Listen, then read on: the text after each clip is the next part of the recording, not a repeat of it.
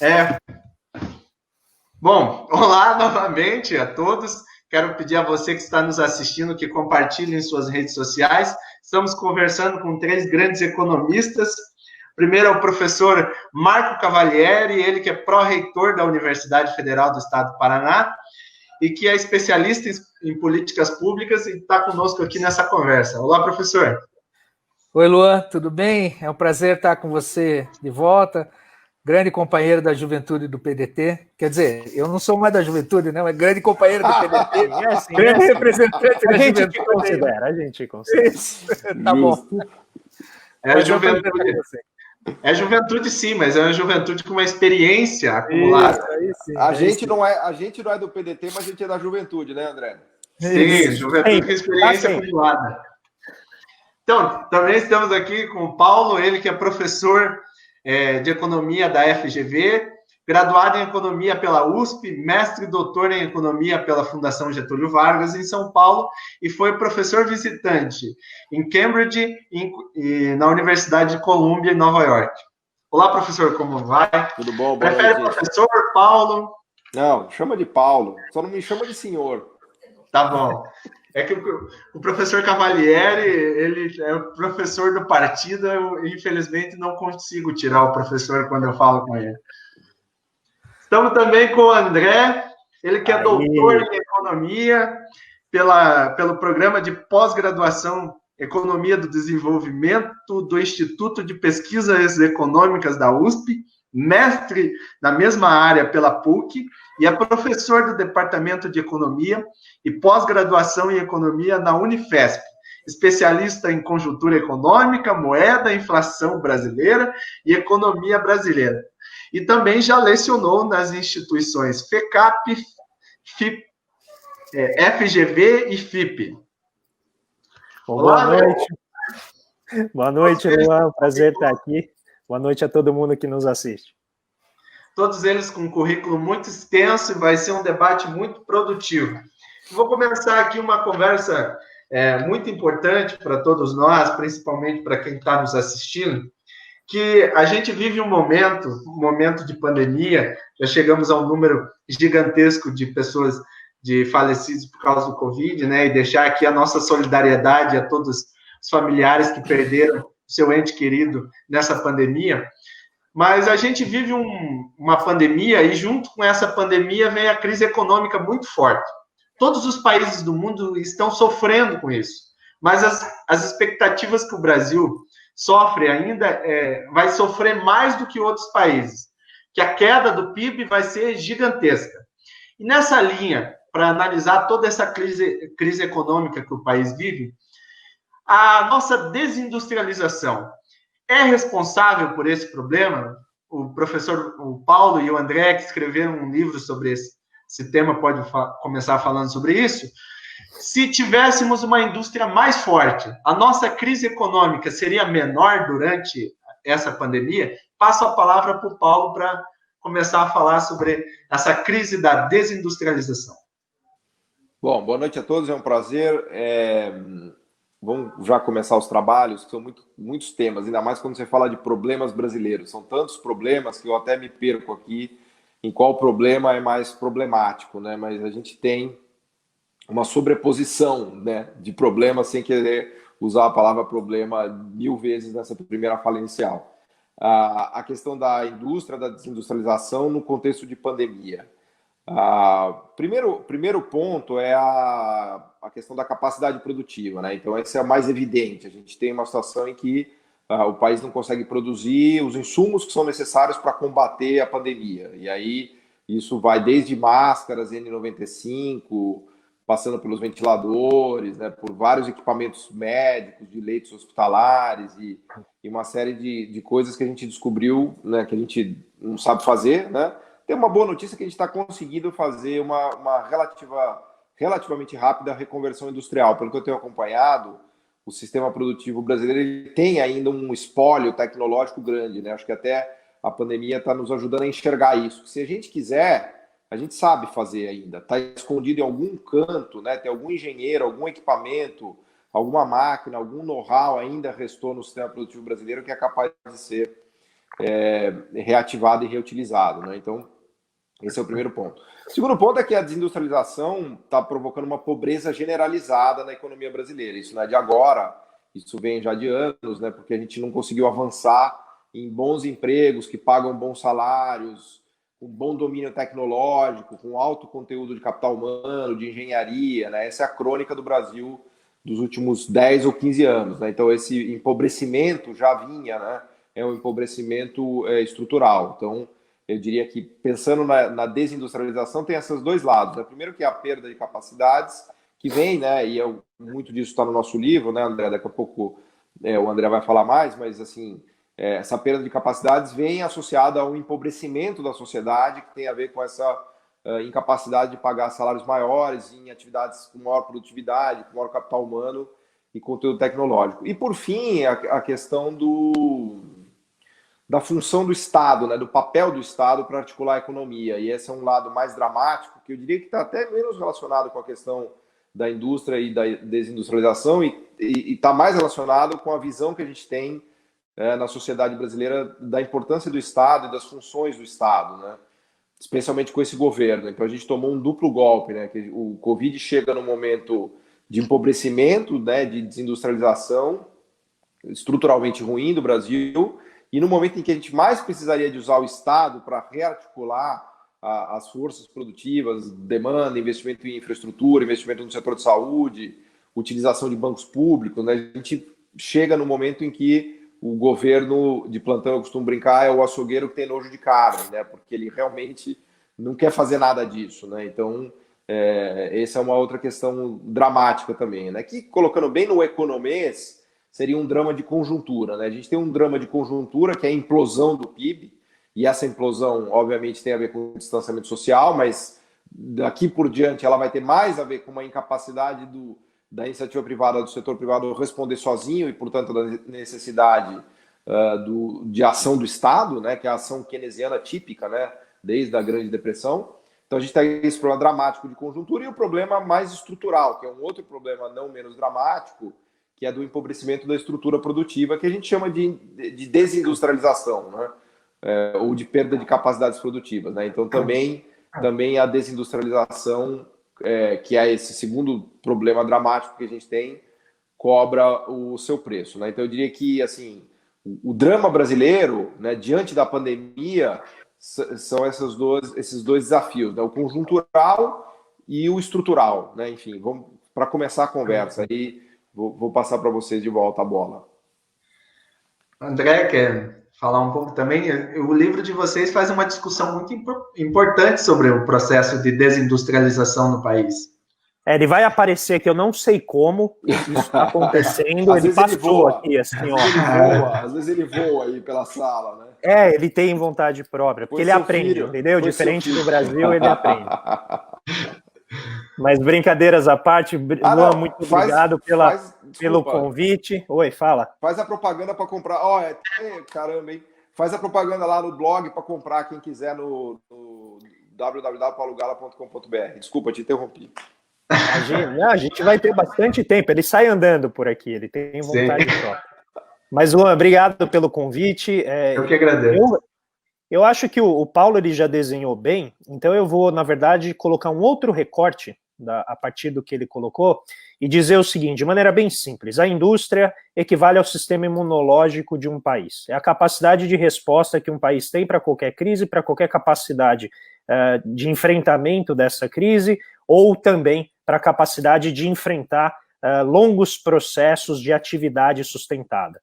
Então, sem indústria, fica muito difícil de você manter um ritmo de atividade muito grande e durante muito tempo, tá? Então, é o equivalente a você ter um corredor de longa distância que o pulmão dele é muito pequeno, não funciona bem. Ele não vai conseguir processar oxigênio e aí a capacidade de correr muito tempo vai diminuir, vai ter menos velocidade, vai cansar mais rápido e, claro, a temperatura sobe. E a temperatura, né, na economia é inflação. Então, sem indústria, sem produtividade, os salários tendem a correr mais rapidamente do que a produtividade. Rapidamente, o crescimento leva à inflação e aí a gente tem que segurar o crescimento novamente. E esse é o drama que a CEPAL levanta desde os anos 50, que economias de baixa produtividade são cronicamente propensas a ter inflação. E aí você gera uma situação em que a economia não consegue crescer durante muito tempo e causa esses chamados voos de galinha, ou, né, os milagrinhos, ou essas situações, porque ou você acaba tendo problema inflacionário, e o segundo ponto que o Paulo já levantou, como você não produz tudo o que você precisa, você acaba tendo que importar. E aí esse aumento muito rápido das importações faz com que acabe o dinheiro que você tem em casa, gere problemas cambiais, tá, mas que eu não quero entrar, né, ainda nesse momento muito. Mas, de qualquer maneira, a indústria, se ela está debilitada, a tua capacidade como país de reagir a uma crise que requer uma mobilização rápida de recursos fica muito limitado. Então, se a gente pegar os países que responderam de forma mais rápida e imediata à crise, a gente vai ver países que têm uma capacidade industrial muito elevada. Então, quando a gente fala de capacidade industrial, rapidamente as pessoas pensam naqueles imensos, né, aquelas imensas fábricas, né, com um monte de gente trabalhando e tal. E o que o nosso livro justamente tenta atualizar é a ideia de que indústria tem a ver com capacidade de fazer algo, com destreza, com habilidade. Então, ela pode estar manifesta num chão de fábrica imenso, ela pode estar manifesta num chão de fábrica onde só tem robôs, e ela pode estar colocada também na capacidade de fazer serviços sofisticados. Na capacidade de, por exemplo, você ter todo um escritório repleto de cientistas que está pensando em como melhorar os semicondutores que vão fazer com que o respirador seja mais preciso. Esse mesmo respirador, né, pulmonar que a gente vem falando, que é muito importante para combater exatamente os efeitos sanitários desta pandemia. Então, toda a discussão da desindustrialização no Brasil, e que você colocou muito bem, eu acho que afeta a capacidade que nós temos de responder, de reagir a situações como esta. Para além da pandemia, é evidente que ter uma economia com baixo conteúdo tecnológico, uma economia que emprega pessoas em setores que são pouco sofisticados, implicam diretamente, eu vou colocar um ponto, na capacidade que nossos trabalhadores têm de trabalhar em casa no momento de uma crise como essa. Exatamente porque a maior parte dos nossos trabalhadores se encontra em empregos de baixíssima qualificação necessária, de baixíssimo conteúdo tecnológico, e exatamente por isso eles acabam dependendo muito de economias de aglomeração, no sentido pessoal, né, diferente do sentido tecnológico. Então eles precisam sair para a rua, eles precisam, né, estar nos trens para vender produto, eles precisam estar nas feiras, eles precisam estar expostos ao vírus. E aí a partir desta colocação inicial, a capacidade de resposta da nossa economia é ainda mais agravada, diminuída, pelo segundo ponto que o Paulo colocou. Não, fala do é home a falta office, do Estado. Né? Você tem que falar do home office. Você falou tudo isso aí, não falou do home office? Falei, de trabalhar em casa. Ah, tá. Não, que você tem que falar home office. Depois eu vou explicar como é que escreve isso. Não é do jeito que o Paulo fala, que é todo entrequetado em inglês, entendeu? Tem que falar em português. Home office. E aí a gente tem esse segundo ponto, que é o Estado. Então, se a gente tem uma economia que responde a uma situação como essa, é evidente que o Estado também vai estar perneta. Ele não vai conseguir correr no ritmo que a economia precisa, no ritmo que a sociedade precisa. E aí é isso que a gente tem visto, né? Eu acho que a Laura Carvalho colocou muito bem no último livro dela, O Curto-Circuito, que ela diz, você teve literalmente uma paralisia, tanto no interior do bolsonarismo, né, porque tem esse verniz liberal, que a gente sabe que não é de verdade, né, só da boca para fora, mas também colocou um curto-circuito dentro da equipe econômica que por décadas defende a ideia de tirar o Estado da economia. Então, se você remover o Estado da economia e baixar custo, por essa forma deles de enxergarem a economia, se você reduzir o custo, vai ter demanda. Então, é o equivalente, eu sempre brinco, aqui em São Paulo a gente tem a Rua Colômbia, o Paulo conhece bem, que é onde vende Ferrari, vende esses automóveis super caros, eu sei só de ler em revista. Jaguar. E aí é o equivalente a você estar passando por lá e falar assim, olha, tá 20% off na Ferrari. Aí você fala, vou levar. Tá 20% off, reduziu o custo, eu vou levar. E a gente sabe que isso não é verdade, porque o nível de renda importa. Então você ter desconto não significa que a economia vai conseguir funcionar. Mas para esse pessoal, eles acreditam que o liberalismo dá conta de gerar demanda de forma espontânea. E a gente sabe que isso não é verdade.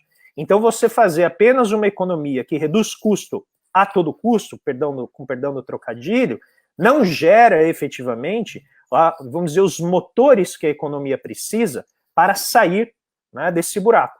E aí a gente precisa trazer de volta o Estado. Né, trazer de volta o Estado para justamente quando o setor privado está paralisado, né, e depois a gente pode discutir por que o setor privado fica paralisado, o Estado vem e complementa a renda necessária para viabilizar os negócios privados. E isso é importante a gente salientar, né, claramente. O Estado viabiliza investimentos, o Estado viabiliza negócios, ele não é inimigo dos negócios. Nesse sentido, para concluir, a gente tem uma combinação, então, de uma baixíssima capacidade de resposta por conta de um aparelho produtivo debilitado, né, pelo seu baixo adensamento industrial, e uma capacidade debilitada de reação ideológica, porque a gente acredita que o Estado não deve atuar. O resultado foi um curto-circuito que paralisou exatamente, né, o plano decisório no governo federal e gerou essas reações meio tímidas. E aí hoje, se eu não me engano, foi o New York Times, o Paulo me corrige, acho que ele viu essa reportagem, que chamou o Paulo Guedes do keynesiano mais hesitante, né? Mais relutante. Né? O drama do keynesiano mais relutante do Brasil, que é o Paulo Guedes, que agora está tendo que lançar a mão do Estado, né? Mas a gente sabe que ele não acredita muito nisso. Então, assim que ele tiver a chance de voltar atrás, ele já deu toda a sinalização que vai fazer. E veja que é uma discussão muito importante. Você levantou pontos sobre a industrialização e tudo mais, mas eu quero trazer outro ponto que é mais importante no momento da pandemia, que é o complexo industrial da saúde. Nós temos bons exemplos de universidades, e aqui a citar a Universidade Federal do Paraná, que conseguiu fazer álcool em gel nesse momento, né? E a pergunta vai para o professor Cavalieri.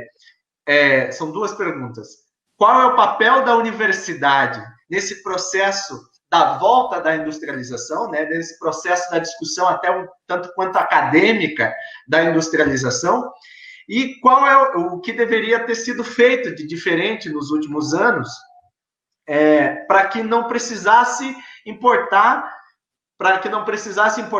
máscara, respirador, álcool em gel, que é o que o Brasil está precisando agora. E como colocar a universidade nesse momento da pandemia. Legal, Luan. Bom, como você deu alguns exemplos aí importantes, né? A universidade conseguiu fazer uma certa reconversão, sabe, Paulo? E começar a produzir máscara, produzir álcool em gel para as comunidades aqui, né? E a universidade, assim, apesar das aulas estarem paradas, né, ela não está parada e está fazendo muita coisa, produzindo pesquisa, né? Por exemplo, saíram agora editais exclusivos para estudar a pandemia, estudar aspectos relacionados a essa doença aí do Covid-19, né? Bom, eu acho que a universidade é parte desse sistema que o André e que o Paulo falam, né? É uma parte fundamental, né? Se a gente olhar para os países mais desenvolvidos, se a gente olhar, por exemplo, para os Estados Unidos, que é um país que empurra a fronteira tecnológica do mundo, né? As inovações, elas nascem na universidade, né? Elas nascem naquelas pesquisas dentro da universidade que às vezes parecem não ter uma aplicação direta. Claro, a pesquisa aplicada é muito importante, né? Mas a universidade faz a tal da chamada pesquisa básica também, né? E essa pesquisa básica, o cientista que faz a pesquisa básica, ele não está preocupado com uma aplicação direta na indústria, né? Ou como que isso vai ser usado no mercado, mas essas inovações, essas descobertas científicas, de alguma forma, estão ajudando a ciência aplicada, né? Então, assim, nós estamos passando por um período, talvez, o período de desindustrialização brasileira seja até mais longo nos anos, nas décadas recentes, né? Mas nos últimos anos a gente tem enfrentado aí uma atitude anticientífica, né? Teses que voltaram à tona como o terraplanismo, né? Isso é uma coisa inacreditável, né? Eu, assim, se alguns anos atrás, quando eu estava fazendo lá meu doutorado, alguém me falasse que iria existir um grupo de terraplanistas que ia ter cargo no governo, inclusive, né? Eu não iria acreditar, né? Assim, uns 10 ou mais anos atrás, né? Então, assim, esse papel de desvalorização da ciência, de desvalorização do papel da universidade, da opinião de qualquer um valer a mesma coisa que a opinião de um especialista, eu acho que faz parte de uma tendência que é um processo, né? Um processo que tem, muito provavelmente, e aí, né, vamos falar de interesses políticos e econômicos que estão por trás, né? É um concerto de coisas, né, que existe por trás disso. Não é à toa, né, que esse liberalismo que prega uma redução enorme do papel do Estado, que empurra a necessidade de se fazer política para o desenvolvimento da indústria lá para o nada, né, nega isso, né, também está dentro do pacote da desvalorização da educação, da desvalorização da ciência, da desvalorização da tecnologia, né? E a pandemia aparece aí para jogar na cara das pessoas, né, que acreditam nessas teses, a importância disso, né? E na medida em que o Brasil também nunca consolidou essa base científica, né? A gente teve algumas tentativas, né? Mas nunca foi realmente consolidado, né? O que nós vamos fazer agora, né? Você falou aí de complexo industrial biológico, da medicina, farmacêutico, né? Nós vamos ter que comprar vacina de outros países, nós vamos ter que comprar remédio de outros países, nós estamos comprando respiradores de outros países. Então, a gente paga o preço pelas escolhas, né? A gente paga o preço pelas escolhas de ter aquela cabeça de planilha que vê a universidade, que vê o Instituto de Pesquisa apenas como um custo do Estado que tem que ser diminuído, como o André falou aí, tem que ser diminuído, porque daí, se diminuir esse custo todo, o mercado vai se desenvolver, a demanda vai aparecer, até a indústria vai se desenvolver naturalmente, né? Então, eu acho que um dos papéis da universidade é esse, né? Da geração da tecnologia. Agora, tem outro papel da universidade, que aí, infelizmente, no Brasil, a gente ainda tem uma resistência, né? Que a academia de economia no Brasil ainda tem muita gente como o Paulo, como o André, que sustentam essas ideias, né? E que estão aí falando para a gente, escrevendo os livros aqui, né? Que eles acabam de publicar, falando para a gente que o caminho está errado, né? Ou seja, a gente não consegue aprender, né? A gente não consegue aprender. Então, a universidade tem esse duplo papel, né? De geração de tecnologia, mas também de geração de ideias sobre políticas públicas, sobre os caminhos que a gente tem que seguir. Acho que é isso, Bruno. Eu acho que é importante também, se o Paulo e o André puderem falar, sobre essa questão da importação de produtos como esse. Você veja como que a gente vai sair dessa crise enquanto o Brasil está importando máscara e respiradores, né? Respiradores. O que o Paulo podia e o André podiam falar sobre essa situação? Eu acho que a gente podia até pensar nisso para fazer uma análise mais geral, né?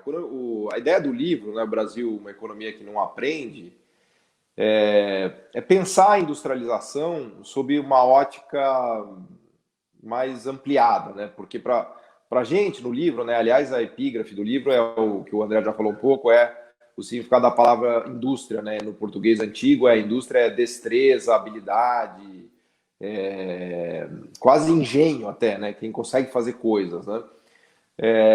Só que é uma aprendizagem distinta da aprendizagem de você sentar numa carteira em sala de aula, né? Aliás, carteira já revela a minha idade, nem existe mais carteira, né? Mas, enfim, numa mesa lá na sala de aula, né? Porque é uma aprendizagem num ambiente hostil, vamos dizer assim, tecnológico produtivo, né? É uma aprendizagem que as empresas têm que fazer, né? Que as pessoas dentro das empresas têm que fazer, num mercado duro e num mercado concentrado, né? Até quando a ideia, né, da gente escrever esse livro foi trazer um pouco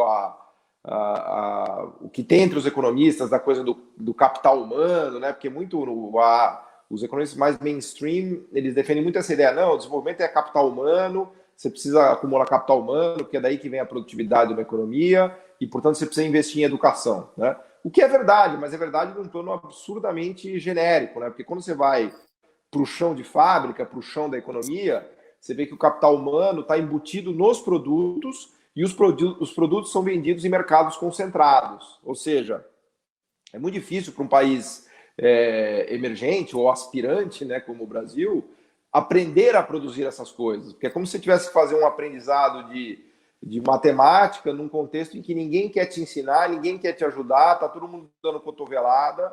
Ou até na pós-graduação, né, André, tinha casos de que o cara esconde o livro, né?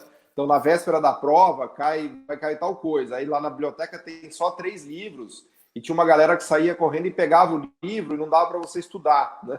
Então, é um ambiente de aprendizado hostil, muito hostil, né? Que é o ambiente de disputa capitalista. As empresas disputam o mercado, cabeça a cabeça, vendem seus produtos e desbancam os concorrentes, compram os concorrentes, muitas vezes compram e desmontam, fazem uma absorção tecnológica, enfim, dificultam a vida dos seus concorrentes de todas as maneiras, né? Então, é aprendizado nesse sentido, né? De aprendizagem produtiva num ambiente capitalista concentrado, né? O ventilador de respiração é apenas mais um exemplo disso. A máscara N95, que tem lá o tal do tecido não tecido, que é um polipropileno, não sei o detalhe, mas ele é dificílimo de fazer, porque você tem que ter microfuros em que só passa o ar e nada mais passa. Então, são exemplos de produtos hiper sofisticados, e que a gente fala muito no livro, né? Produtos complexos, né? Lembrando um pouco o outro livro que eu escrevi, para divulgar essa ideia da complexidade econômica, né? Que são produtos dominados por poucos países e por poucas empresas, e que, portanto, são de difícil aprendizagem, né? E esse é o drama do Brasil. Então, o fato da gente perder a indústria, da gente se desindustrializar, na verdade, significa que a gente está desaprendendo, né? E não é possível se desenvolver sem essa... obviamente que é dinâmico, né? Um produto hoje sofisticado não tem nada a ver com um produto de 5 anos atrás, e muito menos terá a ver com um produto daqui a 5 anos. Então, a aprendizagem é um negócio dinâmico, né? Você precisa estar todo o tempo se atualizando, mas a gente não está falando de pessoas, de indivíduos, né? Essa é a crítica que a gente faz a uma teoria econômica mais ortodoxa, liberal, simplista, né? Não se trata de um aprendizado de indivíduos, são aprendizados sistêmicos, né? De empresas, de regiões, de cidades, de países, né? Ou de clusters, né? Um cara que eu sou fã é o César Hidalgo, que é um dos pais da metodologia da complexidade econômica. Ele tem um grupo lá no MIT que ele chama de Collective Learning, que a gente explora muito isso no livro, né, André? Que é a aprendizagem coletiva. Porque é muito... Você aprender... O exemplo que ele dá é fantástico, uma banda, né? Uma banda, não é você pega um cara que toca violão, o outro cara toca bateria, outro cara toca piano, e junta lá e fala, toca aí. Não, a aprendizagem coletiva ela é muito mais sutil, tem um monte de sinergias, interdependências, então não é trivial para um país ter essa aprendizagem produtiva num ambiente capitalista concentrado, né? Aliás, eu diria que é praticamente impossível, né, André? Sim.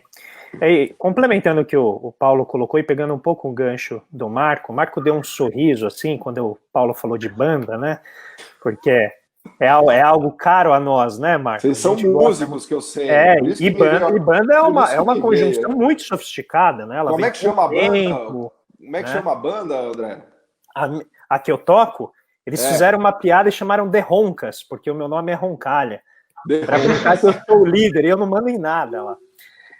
Mas, pegando um pouco o gancho do Paulo, quando a gente fala, né, a gente está falando de aprendizagem, é importante a gente entender a trajetória do pensamento econômico que levou até isso. Então, em 1990, um cara chamado Paul Romer, né, ele escreve um artigo em que ele mostra algo que, em tese, né, seria claro para todo mundo, que é os países que querem crescer sistematicamente, eles precisam mobilizar recursos de forma crescente em termos absolutos, né, e colocar cada vez mais gente no setor de pesquisa e desenvolvimento.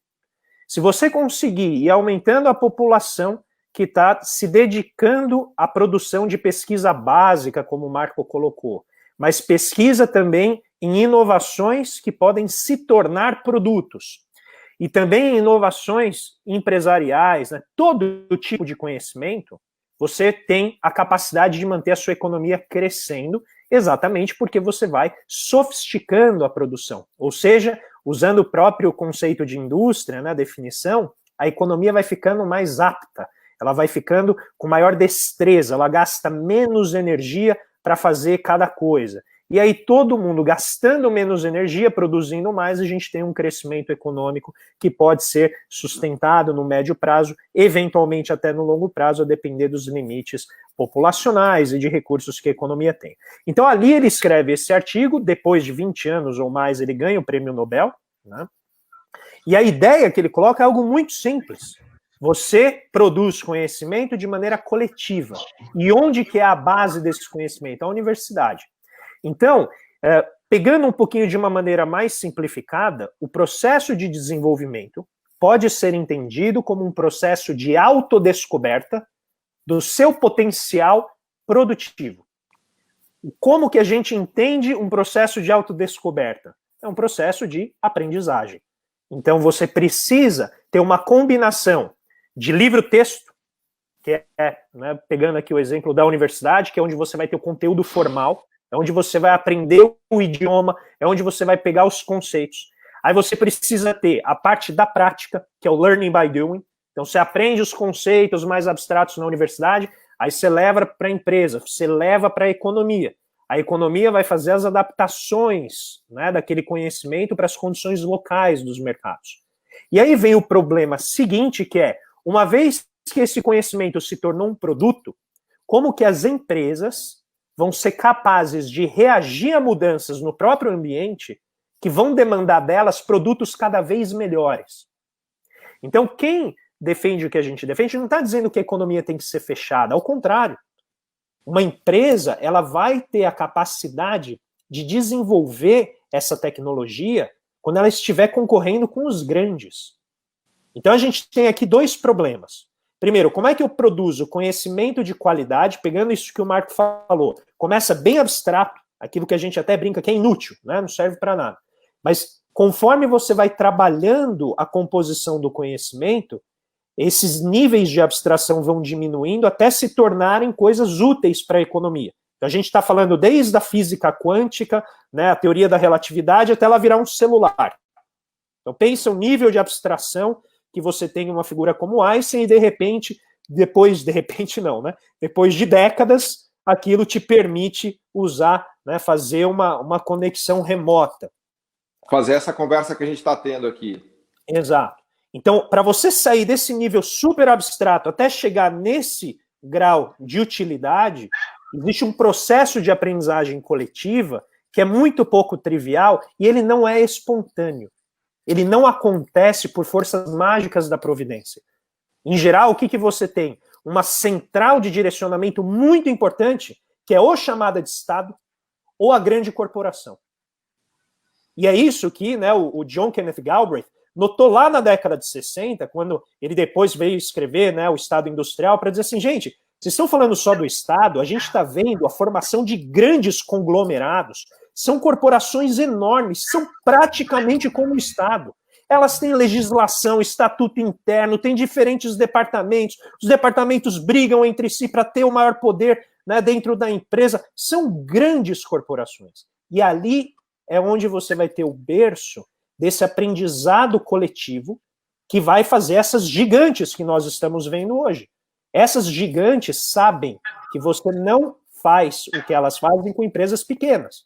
Você precisa de muita gente, você precisa de grandes aparatos produtivos. Por quê? Você tem dinheiro, você consegue acesso a recursos no sistema financeiro a preço mais baixo, você consegue atrair as melhores cabeças para trabalhar. Afinal, quem não quer trabalhar numa grande empresa onde você tem um monte de benefícios, você tem horas muito boas de trabalho, né, você tem um bom salário? É óbvio, todo mundo quer isso. Agora, como é que você faz para uma economia que tem uma série de vícios como a nossa, né, vício em soja, vício em ferro, vício, né, em serviços, vício em dívida pública. Como é que você faz para a nossa economia crescer fazendo algo tão difícil assim como é o aprendizado?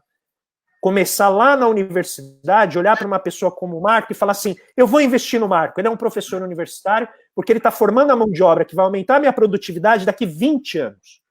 Eu não estou olhando para a semana que vem, eu não estou olhando para o lucro, para o dividendo do meu acionista no fim do trimestre. Eu estou olhando gerações à frente.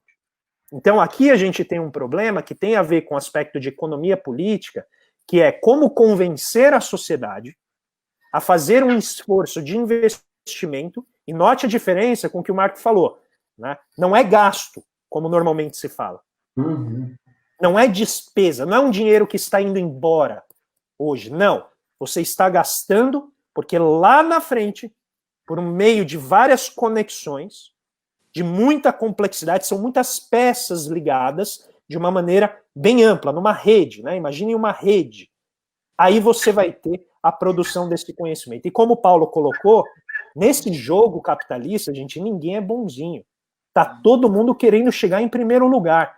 Por quê? Uma vez que você chega lá, você cerca e diz, aqui ninguém entra. Eu produzi, é meu, quem quiser usar vai ter que pagar.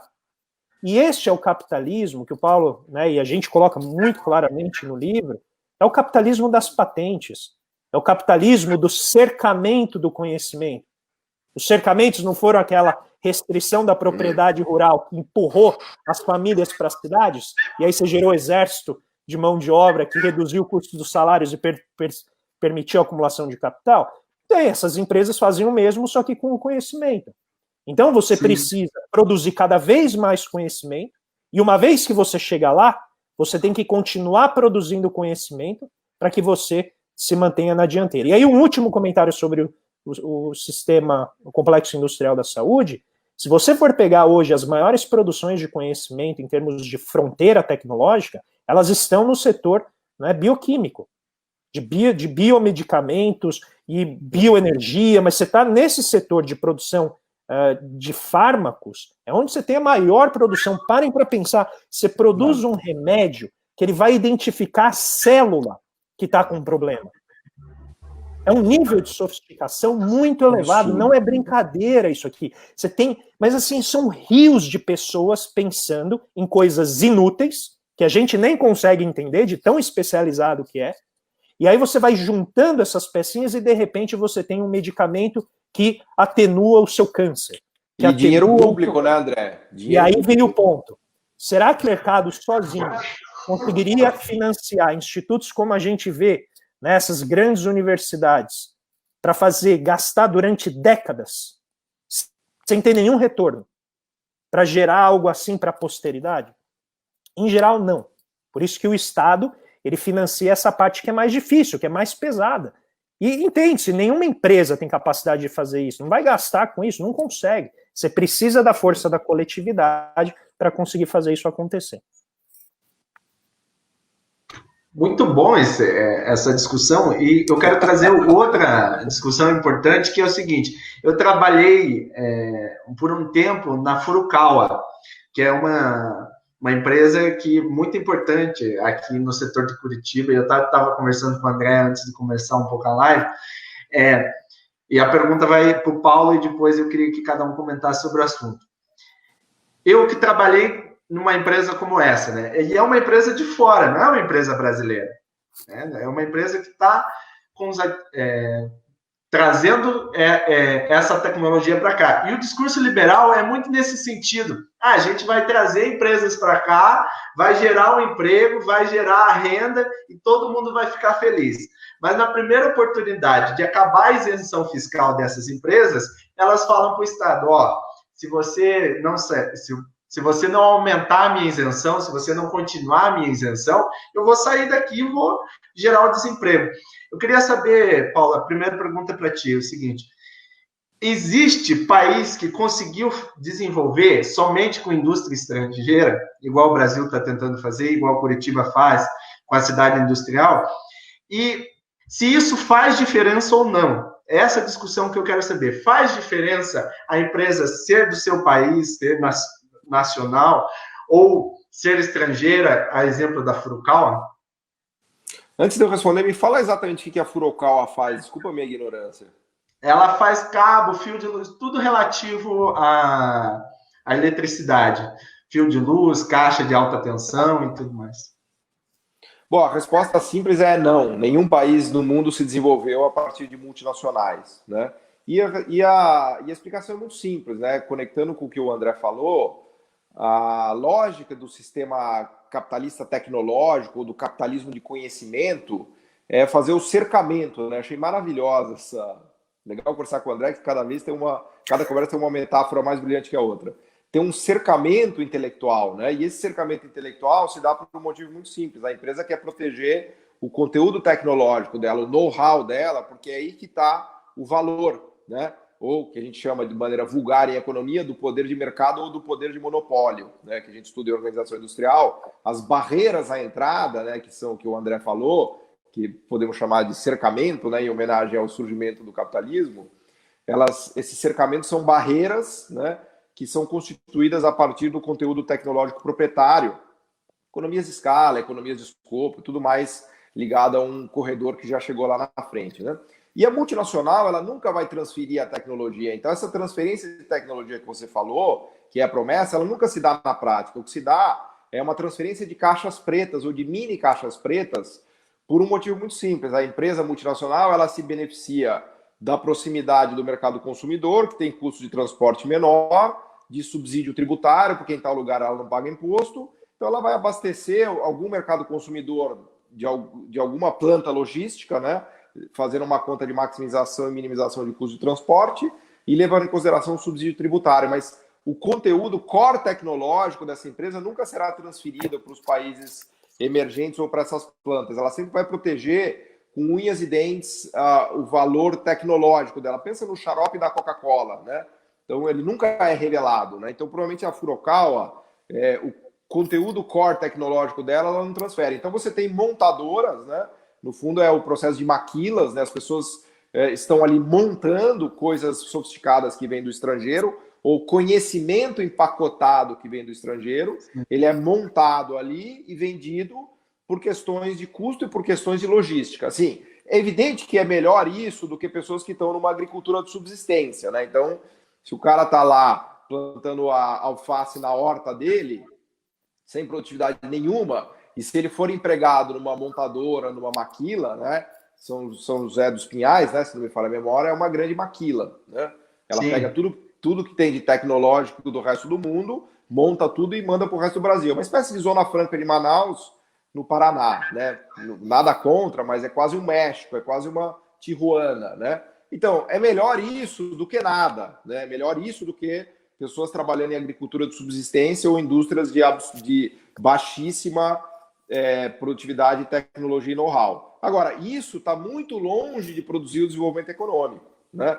O desenvolvimento econômico, ou seja, a verdadeira riqueza da nação, é o domínio tecnológico, né? A subida da escala tecnológica e a conquista dos degraus lá de cima, né? Então, a ideia de que as multinacionais virão te desenvolver equivale a você pedir uma bicicleta para o Papai Noel no Natal, né? Que é o que o Brasil vem fazendo há décadas, que é o caminho oposto do que trilhou a China, do que trilhou a Coreia do Sul, do que trilhou Taiwan, Japão, do que vem trilhando a própria Índia. Eu diria que a Índia hoje é um caso interessante, a Turquia é um caso interessante também, né? Então, é contraditório você achar que uma multinacional vai desenvolver um país, porque a multinacional, acima de tudo, ela protege o lucro dela e protege o core tecnológico. É claro que vai transbordar, né?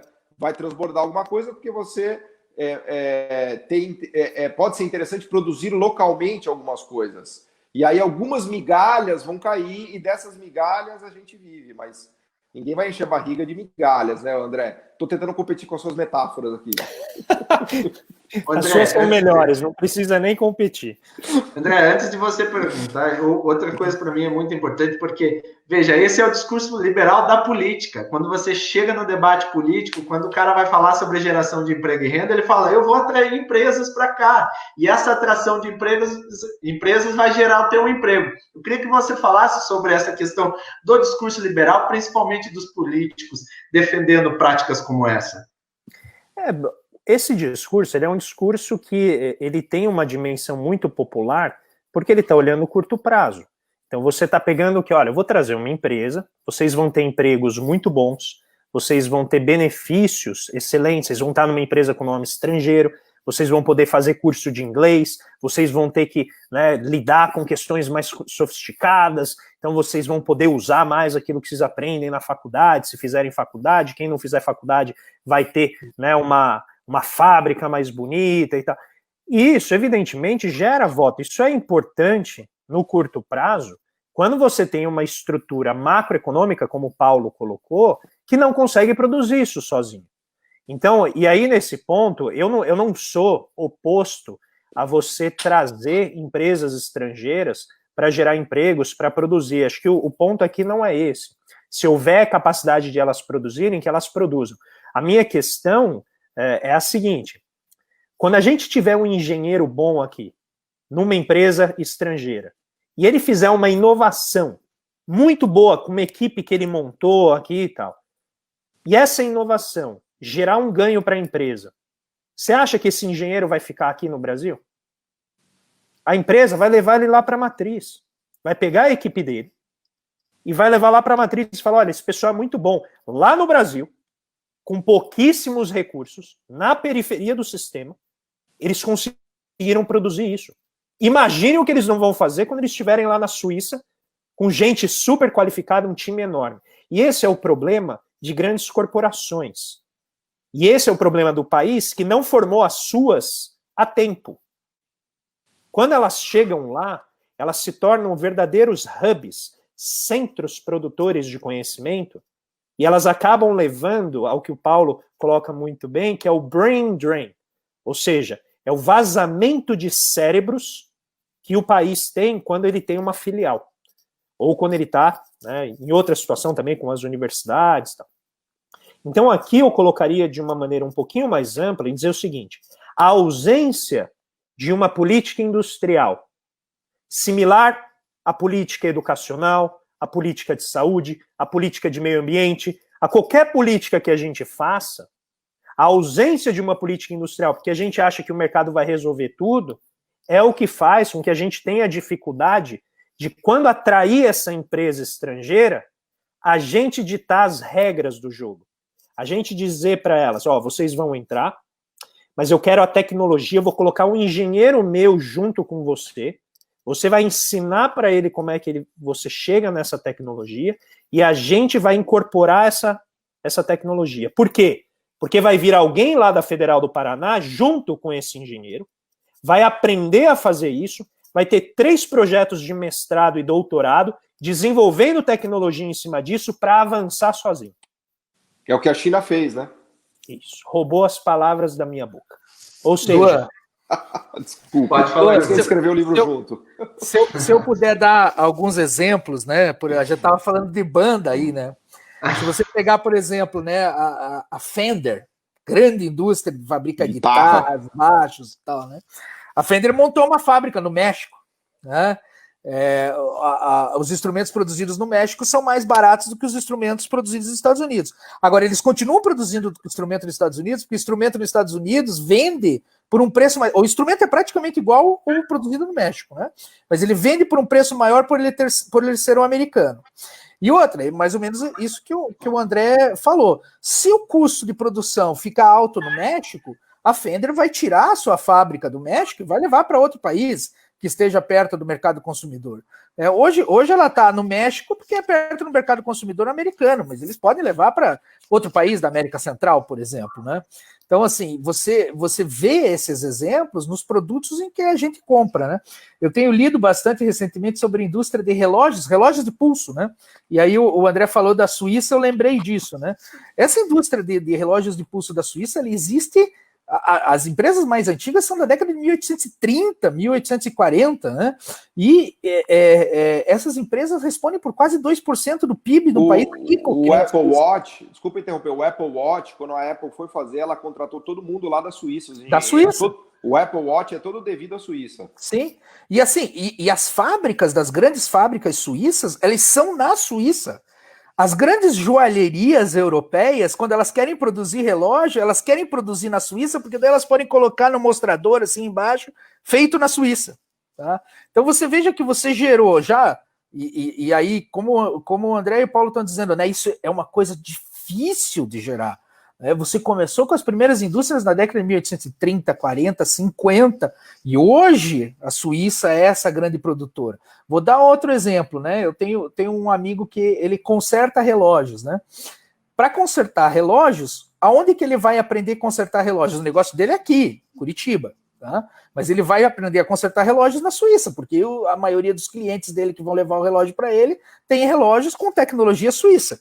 Então, só isso, esse conhecimento, de você passar o conhecimento, você imagine engenheiros, relojoeiros, que querem se especializar numa sub-área da engenharia mecânica chamada micromecânica, esses caras vão na Suíça aprender isso.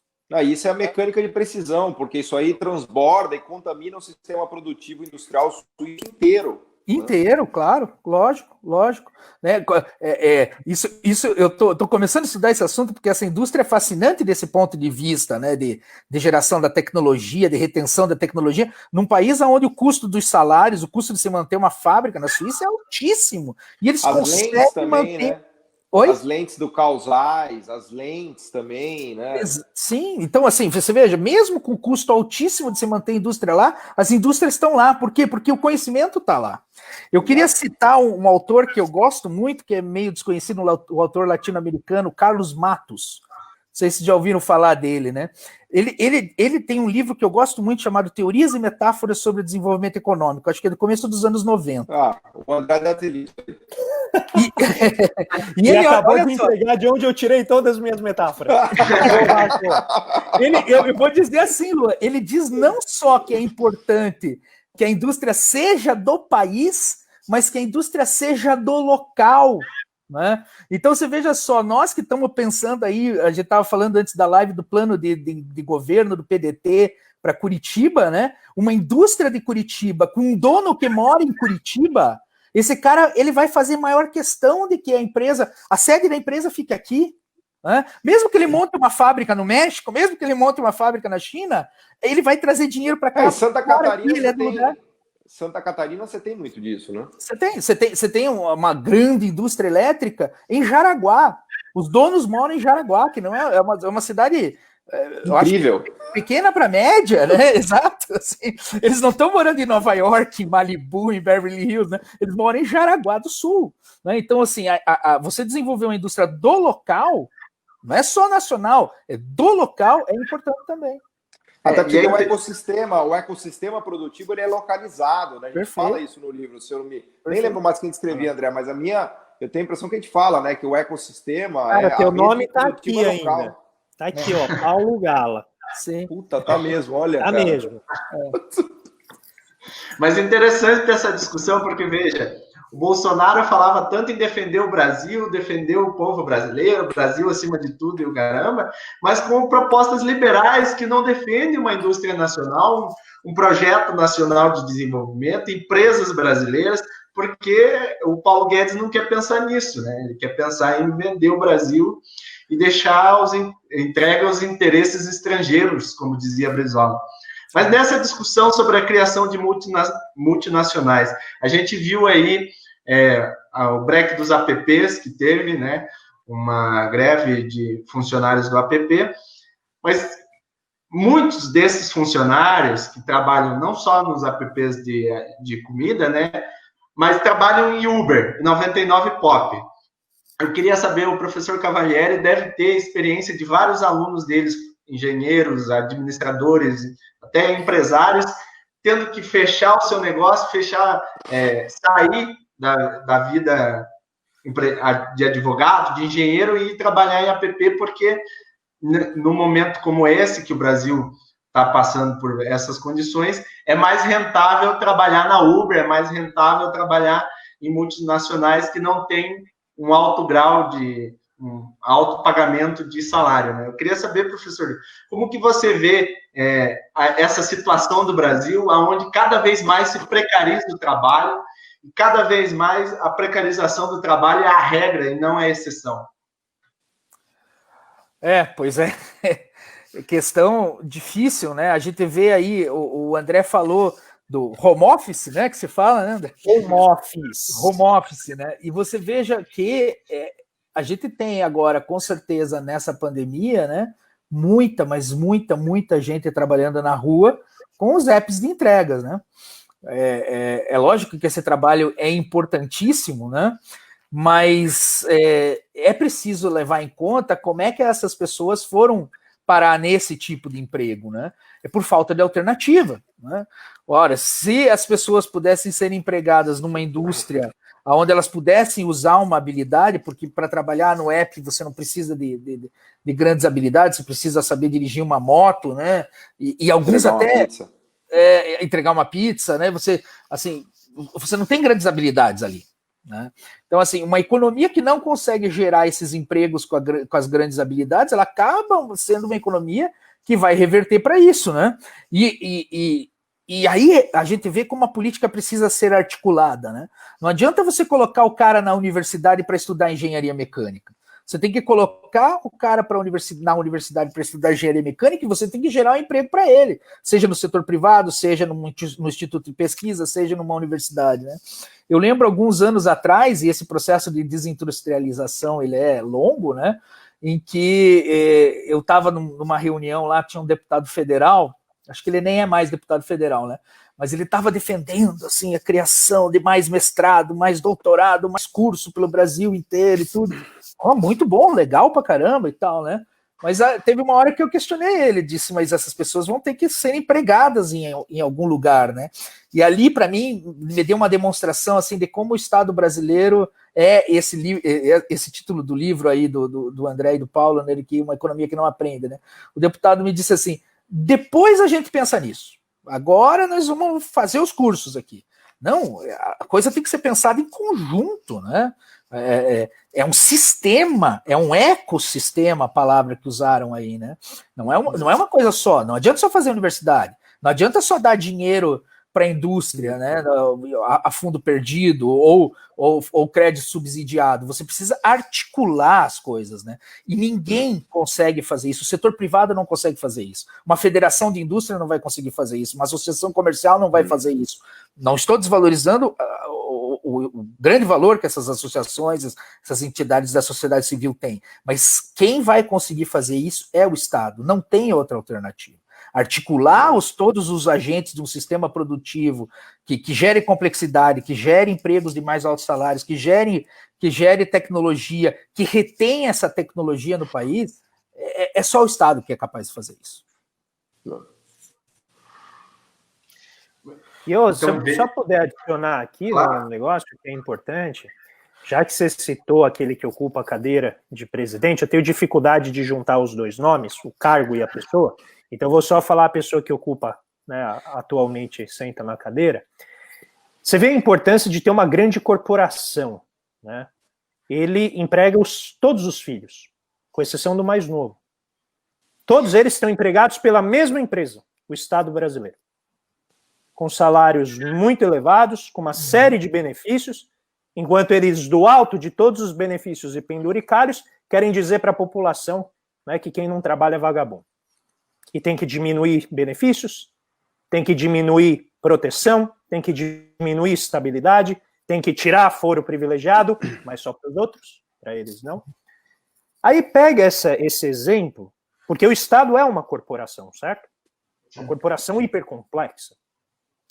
Existem vários estudos de desigualdade que mostram que em países escandinavos, e aí pegar alguns escandinavos e do norte da Europa, aquele país cheio de gente loirinha, super desenvolvida e tal. Dinamarca tem uma das maiores taxas de transferência intergeracional de empregos. O que isso significa? O pai, mãe, trabalham numa empresa e os filhos vão trabalhar na mesma empresa. Ou seja, você está falando de uma corporação que transcende a vida das pessoas. Por quê? Porque elas demoram muito tempo, elas vivem por muito tempo. E essas empresas vão crescendo e elas vão oferecendo oportunidades para os próprios trabalhadores. Elas são tão boas para trabalhar que os pais querem que os filhos também trabalhem. E este é um elemento importantíssimo para a redução de desigualdade. Então, quando o Paulo e o Marco estão colocando a importância dessa regionalização, a gente tem dois elementos importantes. Primeiro, você diminuir a necessidade de migração das pessoas, que eventualmente leva ao esvaziamento, né, de localidades, principalmente em muitos estados do interior. E o segundo ponto é você nutrir, criar uma rede de produção de conhecimento, de atividades, mesmo de especialização produtiva, de acordo com as capacidades locais.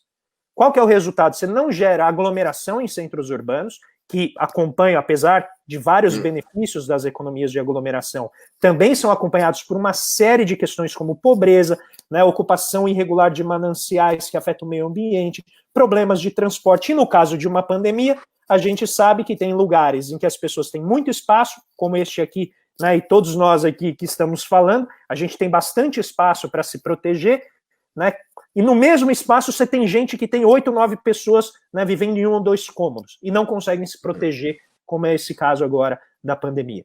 Então, se você pensar, como o Marco está colocando, um projeto, e é isso que deixa doido, né, esses liberais, como diz um amigo nosso, liberais de jardim de infância, né, que pararam de ler o que era o liberalismo, né, muito antes de John Locke, ou seja, nem sabem do que estão falando, né. Quando a gente não tem um Estado, e aí para todo mundo que não sabe isso, o livro 5º, né, o Marco pode falar melhor, do Riqueza das Nações, do Adam Smith, é sobre o Estado, é sobre a importância do Estado, né, que tinha um outro papel, mas o Estado é importante para quê? Para garantir a articulação. E aí o Estado desenvolvimentista exatamente vai olhar para essas questões para dizer como que eu consigo compatibilizar a minha necessidade produtiva, ou seja, os empregos que eu quero criar, o tipo de tecnologia que eu vou ter aqui, com o aparato que produz essa tecnologia. Ou seja, você pensa as coisas combinadamente e não deixa que o mercado faça isso. Por quê? Eu vou citar um trabalho de um amigo nosso chamado Dominic Hartmann, né, o Paulo pode depois também falar um pouco melhor, mas recentemente ele publicou um trabalho ainda que está em processo. Ele está aí do lado, está aí professor na Federal de Santa Catarina. Exatamente. E que ele mostra que tem uma incompatibilidade entre o sistema educacional das diferentes regiões e as forças produtivas, o que seriam as suas vantagens produtivas, aquilo que elas fazem. Qual que é o resultado disso? O mercado, quando você tem uma instituição privada de ensino, ele chega naquela cidade e ele fala assim, o que esse pessoal quer fazer? Ah, eles querem ser advogados. Ah, eles querem ser administradores. Mas o local pode precisar de veterinário. E aí o que eles fazem? Cursos em que eles vão vender sonhos para as pessoas saírem da cidade e ir para outro lugar. Porque ali você nem tem uma demanda tão elevada. Às vezes, eu estou usando o exemplo dessas duas profissões por acaso, tá? Mas você às vezes nem tem uma demanda tão grande como o Marco colocou. Esse pessoal vai trabalhar onde? E aí o resultado qual que é? Se gera esses fluxos migratórios que acabam beneficiando apenas, né, outras localidades, porque existe uma atração para pessoas a partir da especialização que cidades vão tendo. E o resultado é que essas outras áreas do país ficam subdesenvolvidas, não tem pessoas. Pegue o exemplo dos médicos. Você vai para o interior do Brasil, não tem médico. Né? E a gente nem consegue pensar nisso, porque a gente está em grandes economias de aglomeração aqui no Sul e Sudeste. Então tem demanda para médico aqui. Agora você vai lá para o interiorzão do Brasil mesmo, tem uma altíssima demanda por médico, só que a população não tem dinheiro. As cidades não têm infraestrutura, as pessoas vivem com o pé no esgoto. Então como é que você vai gerar, né, deixar o mercado resolver isso? Não vai resolver, porque o mercado está olhando para outra coisa. Ele tem o papel dele. A gente não está negando que o mercado, né, tenha que sair, que o setor privado não vale nada. Ao contrário, a questão é que muitas vezes o setor privado ele não consegue atender demandas que são, né, de mais longo fôlego. E aí, por isso, a gente precisa, né, pensar em termos de planejamento. Por quê? Porque a gente quer inflar o Estado? Não, porque é racional. Se a gente não fizer isso, o mercado não vai dar conta de atender a uma série de demandas que não são lucrativas no curto prazo, muito embora elas sejam produtivas para a coletividade. E aí entra um problema clássico que a gente chama em economia de decisão coletiva. Às vezes, né? E muitas vezes a gente não vai sozinhos, como sociedade, agindo individualmente, resolver esse tipo de problema, que apenas na coletividade eles são resolvidos, em geral, via Estado. Interessante esse ponto, porque na grande mídia existe uma hegemonia do discurso liberal. O discurso liberal é batido sistematicamente na grande mídia. E como que a gente vai resolver?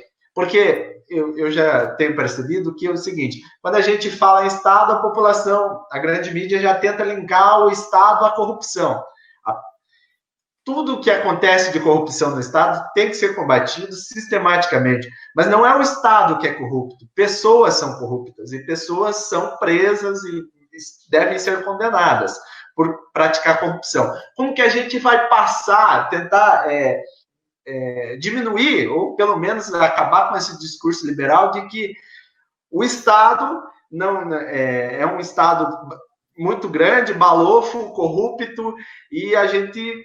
Como ultrapassar esse discurso liberal e defender a importância do Estado na geração de emprego, renda e até para resolver esses problemas de saneamento, saúde que o André acabou de colocar.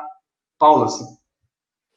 Eu acho que essa questão é um pêndulo, né? Isso é pendular, né? Se a gente olha nos últimos 100, 200 anos, você vê que a sociedade ela vai oscilando para hora dar mais valor ao papel do Estado e hora dar menos valor, né? Isso tem a ver, enfim, com a própria dinâmica das economias, mas se você pegar no Brasil, eu acho que vai cada vez ficar mais fácil defender o papel do Estado, né? Porque a gente vem num projeto aí de 3, 4, 5 anos que não está resultando em nada, né? É verdade que lá na era Lula, Dilma teve excessos, erros, a inflação acelerou, enfim, podemos ficar discutindo horas aqui os equívocos, mas houve uma virada ali, para dar o exemplo do Brasil, né? Da classe média meio que virou para uma posição de que achava que o Estado era ruim. Só que desde então a classe média está praticamente desaparecendo, né? Então a minha visão é que isso está mudando já e deve mudar nos próximos anos. Então acho que a gente foi num pêndulo no Brasil, né, demais para o lado liberal. Minha percepção é que ao longo dos anos ele vai voltar. Se você olhar no resto do mundo, e o Covid tem um papel chave nisso, né? Depois da crise de 2008, esse pêndulo que tinha ido no limite do lado liberal, o mercado, ele já voltou bem para o lado de enxergar a necessidade do Estado, e acho que agora praticamente voltou de vez, né? Porque a pandemia desencadeou ações nos Estados Unidos, no Reino Unido, na Europa, né? No Japão, que nem eu mesmo imaginava alguns anos atrás, né? Tem a China, que também é uma grande ameaça, né? Então o Ocidente inteiro está vendo que a China é um caso mais notável de sucesso dos últimos 40 anos, e para já, nesse ano também, é uma economia que vai crescer e que vai ser a melhor resposta, né, para a pandemia, né? Então, eu acho que é um pêndulo, eu acho que e a mídia, ela meio que reage a isso também, né? Eu acho que a mídia, ela meio que se mistura com esse sentimento da época, né, do momento, né? Então, sei lá, queria ouvir vocês também, mas a minha percepção é que esse pêndulo já meio que chegou no limite no Brasil, é que a tendência é que ele volte, mas é uma luta difícil, assim, não é uma coisa que... Não é a nossa live que vai mudar isso, mas a gente tem um papel importante, né, de despertar conhecimento. Veja, Lua, eu estou me investindo todo aqui, porque eu acho que... Lua, eu gosto de dizer, assim, para os colegas lá no PDT, para os meus amigos, né, que o melhor remédio contra o liberalismo é o liberalismo aplicado, né? Exatamente. Porque ele não funciona, ele simplesmente não funciona. Você é muito novo, mas eu entrei na universidade nos anos 90, quando tinha esse projeto de desmanche do Estado, de privatização, de desmanche da universidade. O discurso era muito parecido. Hoje o discurso é mais radical do que os anos 90, né? É pior, né? É pior. Né? Sim, exato. E assim, e você via, né, que eu era jovem lá, tinha meus 20 e poucos anos, nos anos 90, né? Então, assim, os jovens, eles estavam se desencantando com esse discurso todo, né? Eu acho que o Brasil vive esses ciclos de desencantamento, né? Se isso é verdade a nível mundial, como o Paulo colocou, né? No Brasil isso é até mais intenso, né? Esse ciclo de liberalismo e de volta do Estado, ele é até mais intenso, porque nenhuma proposta, né, nos trouxe o desenvolvimento porque nós não completamos ciclos de desenvolvimentismo do Estado, porque o sistema foi desarticulado, ora se investia na indústria sem articular isso com um sistema de inovação de universidades, institutos de pesquisa, ora você, como eu acabei de dar o exemplo, você investe em institutos de pesquisa e universidades sem articular isso com o sistema produtivo, né? Então, assim, o remédio para o liberalismo é o liberalismo, e o que o Estado precisa, né, eu acho que não lembro se foi o Paulo ou o André que falou isso, não é o Estado não é contra a iniciativa privada, é o Estado que vai articular a iniciativa privada com as partes do próprio Estado, com as entidades do terceiro setor, com a população, com a comunidade em geral, para gerar um projeto de desenvolvimento, né? Eu acho que tem uma diferença em países desenvolvidos, e aí eu vou voltar àquele tema que você me sugeriu lá no começo da universidade, né, de que para os países desenvolvidos existem determinadas instituições que são instituições intocáveis, e isso dá uma certa estabilidade para a ciência, para a tecnologia nesses países. Por exemplo, muito dificilmente você vai ver o francês falando mal, xingando, ou ainda mais um ministro da educação falando mal de Sorbonne. Né? Isso é inimaginável, né? E até pouco tempo atrás nós tínhamos um ministro da educação, que é o cara responsável pelas universidades, falando que os professores eram zebras gordas, falando que as universidades custam dinheiro demais, falando que tem que mandar menos dinheiro para a universidade, falando que a universidade só serve para plantar maconha, né? Então você veja que a gente tem um projeto, e por isso que eu digo, né, o projeto de hoje ele é mais radical do que os dos anos 90, né? Mas eu tenho a mesma esperança do Paulo, eu acho que o ciclo está se completando, né? Porque ainda mais com a pandemia, né, nós estamos sofrendo muito essa ausência do Estado, esse projeto de desmonte, né? E eu acho que a população está começando a entender isso de volta. André? Eu vou responder a sua pergunta focando um pouco mais no setor privado, porque, em geral, existe essa ideia de que todos os vícios eles se encontram na esfera coletiva e todas as virtudes se encontram na esfera privada. Todo mundo que tem família sabe que isso não é verdade. As famílias estão repletas de vícios, os mais diversos vícios. Porém, esse comportamento que é um tanto tribal, né? Então, na minha família eu posso fazer de tudo errado, mas quando ocorre no Estado, aí isso me enerva, e aí eu defendo o oposto, né? Então eu protejo minha família, mas eu quero que todo mundo no Estado seja punido. O correto é que todos sejam punidos caso cometam, né, contravenções, cometam erros. E aí, por que eu começo assim? Porque a gente está vivendo um período, o Marco, muito elegante, chamou de mais radical, e é mesmo no sentido das ideias, mas ele é também mais mal educado, né? A gente está num período em que a má educação é a maneira como os debates são conduzidos, né? Muita coisa para desmerecer a visão diferente, para diminuir, debochar, para você fazer exatamente formação de tribos, né, de bolhas. Por que isso é um problema? Porque isso permite o florescimento e a perpetuação de narrativas que são muito difíceis de desmobilizar, porque o que está movendo, né, a transmissão daquela narrativa não é a razão. Porque a razão você pode melhorar, mas é aquele sentimento figadal de pertencimento a um grupo. E aí se torna mais difícil, né? Acho que todo mundo que vivenciou as eleições de 2018 sentiu isso na pele. Eu conversei por horas com várias pessoas, as pessoas concordavam comigo, não, agora eu estou entendendo, tal. E aí, você vai votar no Ciro? Não. Por quê? Não, mas aí começava a repetir aquele monte, né, aquela ladainha toda, tá? Aí eu desmobilizava passo a passo, tá vendo? E aí, não, votar no Bolsonaro. Por quê? Porque ele vai mexer, acabar com tudo de uma vez, todo aquele problema lá, tudo aquela corrupção, acabou com ele. E eu falava assim, gente, não é assim. A realidade não funciona assim, não é porque o cara chegou lá e falou grosso, falou alto, que a realidade se acomoda, ao contrário. Então, por que eu estou levantando primeiro esse ponto? Porque o setor privado está repleto de corrupção. Repleto. Todo mundo que já trabalhou numa empresa, todo mundo que já teve, sei lá, o escritório de advogado já viu corrupção. A questão não é a corrupção. Como você bem colocou, Luan, a corrupção vem com o ser humano porque tem a ver com a capacidade de honrar regras. E a capacidade de honrar regras está associada a 2 sentimentos elementares: o interesse próprio e o sentimento cívico. Quando o interesse próprio domina, o sentimento cívico fica abafado e respeitar as regras se torna mais difícil, porque elas são um entrave ao interesse próprio. Quando o interesse cívico é mais amplo, respeitar as regras tem um benefício maior, que é multiplicar o valor das instituições. Daí a gente pega a situação do Estado e pergunta o seguinte: por que o Estado é entendido como berço da corrupção, se a corrupção sempre ocorre com empresa privada? Se a corrupção sempre está associada, de uma maneira direta ou indireta, a uma empresa privada, a pessoas privadas. Então a gente destruiu a engenharia brasileira, que são empresas privadas, porque a gente não gostava das relações que elas tinham com o Estado. Em vez de melhorar as relações, punindo as pessoas, como você bem colocou, que são elas que fizeram, em vez de mudar o sistema que motivava essas relações, o que a gente fez? A gente eliminou as empresas.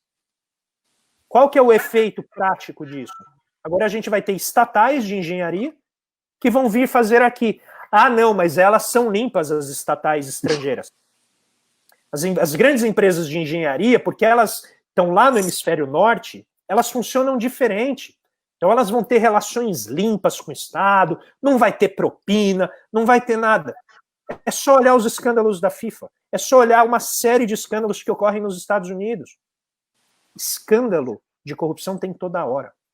Então, acho que o ponto-chave, de novo, eu trago o John Kenneth Galbraith, ele tem um livro que se chama Economia da Corrupção, uma coisa assim, a Economia das Fraudes, em que ele vai justamente falar, vamos olhar para o setor privado, que a gente vai ver um monte de fraude. Peguem o filme, o documentário Enron, Os Mais Espertos da Sala. Vocês vão ver uma empresa privada que, para ter lucro no fim do trimestre, causava blackouts alternados em toda a Califórnia para fazer o preço da energia explodir. E aí, com isso, ganhar lucro para poder, né, mostrar para os acionistas que estava indo bem. Estou pegando um exemplo, mas corrupção é direito e à torta. Então, eu acho que a gente precisa avançar, Lua, e você, né, é uma dessas forças, né, da juventude que está trazendo isso, que tem a capacidade de ter uma visão mais complexa.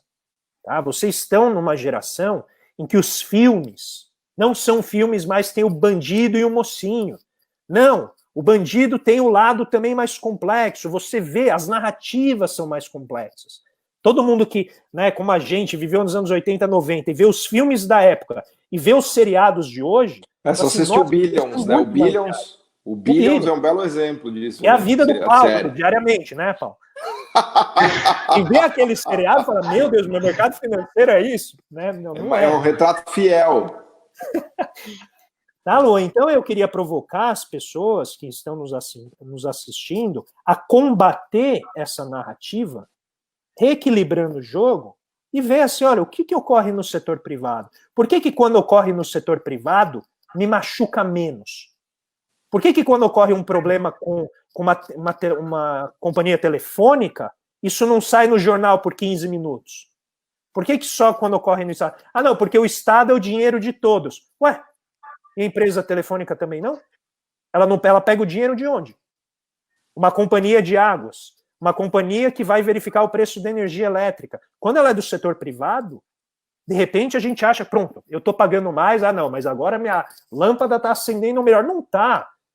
Porque se fosse o Estado, também seria uma empresa. Uma empresa estatal é uma empresa de capital misto. Então, a gente tem aqui uma situação, e eu acho que vale muito a pena isso ser levado à frente, de entender isso que você colocou. Corrupção é algo que existe. O que a gente tem que fazer é ter mecanismos estáveis de combate à corrupção para não inviabilizar o melhor mecanismo de decisão coletiva que nós temos, que é a política pública. E aí parem para pensar o que são prédios que não têm condomínio. O que são prédios que não têm áreas comuns, que não têm gestão. Então, eu estou trazendo para o nível mais básico da vida de uma pessoa no ambiente urbano. Você mora num prédio que tem uma dimensão coletiva. Tira essa gestão de lá, você vai ver o que vai acontecer. Agora, o que a gente não pode fazer é achar que apenas os indivíduos vão resolver todo o problema. Porque essa questão do bem público, ela não vai embora. Não tem como a gente remover, infelizmente, poderíamos, né, mas não tem como remover a dimensão coletiva desses problemas. E a corrupção vai estar onde, né, as pessoas estiverem. Por isso, regras boas, mas projeto, plano, e aí a gente sabe para onde a gente está aí. Bom, nesse momento da pandemia, a gente está voltando a discutir maciçamente distribuição de renda. Eu vivo num bairro, Paulo e André, que é o Tatuquara, que é um bairro muito desigual, sabe? Que precisa de investimento do Estado maciço para fazer com que a desigualdade seja reduzida. Às vezes a pessoa tem uma percepção que Curitiba não é uma cidade que tem desigualdade, mas Curitiba é uma cidade que tem uma desigualdade gritante. E eu queria falar nesse momento, o Brasil, enquanto 1% dos mais ricos tem a renda muito alta, né? Enquanto há 2 milhões de pessoas que fazem... Me perdi agora na pergunta. Enquanto isso, há 2 milhões de pessoas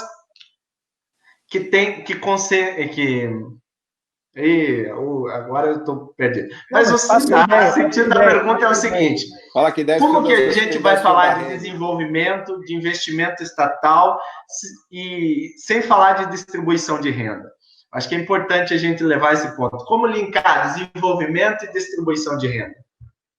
Eu posso, assim, eu vou ter que sair daqui a pouquinho, eu só queria ver se vocês me autorizam, eu faço minha contribuição, minha tentativa de contribuição, e aí eu saio, pode ser? Tudo bem, peço desculpa que já estamos em 1h20 de live já. É que eu vim já de 2 horas da outra, já emendei nessa, eu já estou rastejando, assim, então... essa pergunta que você fez, na verdade, deveria ter sido a primeira pergunta, porque eu acho que não há desenvolvimento sem... redução de desigualdade, por um motivo muito simples, porque desenvolvimento ele depende de oportunidade, né? Não existe desenvolvimento possível sem oportunidade. O problema da desigualdade é que ela é um bicho que se retroalimenta, né? O que é desigual cada vez fica mais desigual. Tem vários exemplos disso, mas pensem na riqueza pessoal, né? O filho do rico, ele ganha a herança, não só a herança do dinheiro que o rico acumulou, mas toda a herança intelectual, educacional, de saúde. O neto, a mesma coisa. Então, a riqueza, no sentido amplo do termo, ela vai sendo transferida de geração para geração.